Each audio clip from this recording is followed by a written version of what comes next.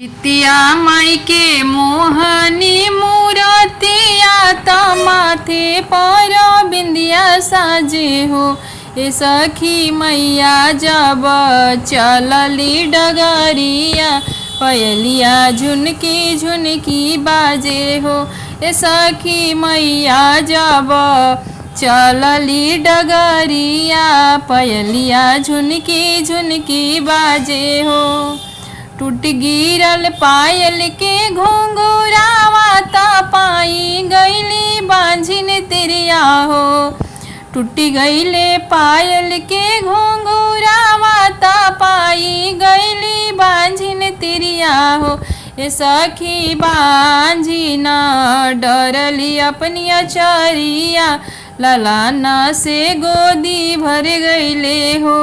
सखी बांझिन डरली अपनी अचरिया ललाना से गोदी भर गईले हो। धन धन बाड़ू जीवतिया मैया मांझिन पर दाया कैलू हो। धन धन बाड़ू जीवतिया मैया मांझिन पर दाया कैलू हो। ये मैया छोड़ाई दिहलू बांझिन के नाहुआ त गोदिया गुलजार कैलू त लाला नाया मर कैलू हो। ए मैया छोड़ाई दिहलू बांझिन के नाहुआ त गोदिया गुलजार कैलू लाला नाया मर कैलू हो। जितिया माई के मोहनी मूरतिया तमा थे बर बिंदिया साजे हो। ये सखी मैया जब चलली डगरिया पयलिया झुनकी झुनकी बाजे हो। ये सखी मैया जब चलली डगरिया पयलिया झुनकी झुनकी बाजे हो।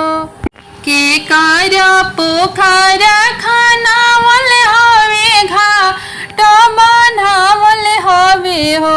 ए सखी कहाँवा से आवे चिलो सियारिन त पोखर में स्नान करे पोखर में स्नान करे हो। ए सखी कहाँवा से आवे चिलो सियारिन त पोखरा में स्नान करे हो। जीव त बंधन बाबा के पोखरा खानावल हवे घाट बनावल हवे हो।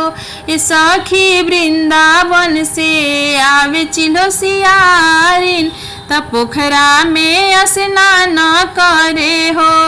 कि पोखरा में स्नान करे हो। ये सखी वृंदावन से आवे चिलो सियारिन त पोखरा में स्नान करे हो। पोखरा में करिया स्नाना जीवता बंधन बाबा गोड़वा लागेली हो। आरे हमहू भूखनी खरा जीवतिया त मन में प्राण करे हो। आहो हम जे भूखनी जीवतिया त मन में प्राण करे हो। सुख सौभाग दिह हो। ए जीवते बंधन बाबा लाला नाय मर करिया बांझिन के नाम छोड़िया हो। ए जीवते बंधन बाबा लाला नाय मर करिया बांझिन के नाम छोड़िया और सब मंगल करिया हो।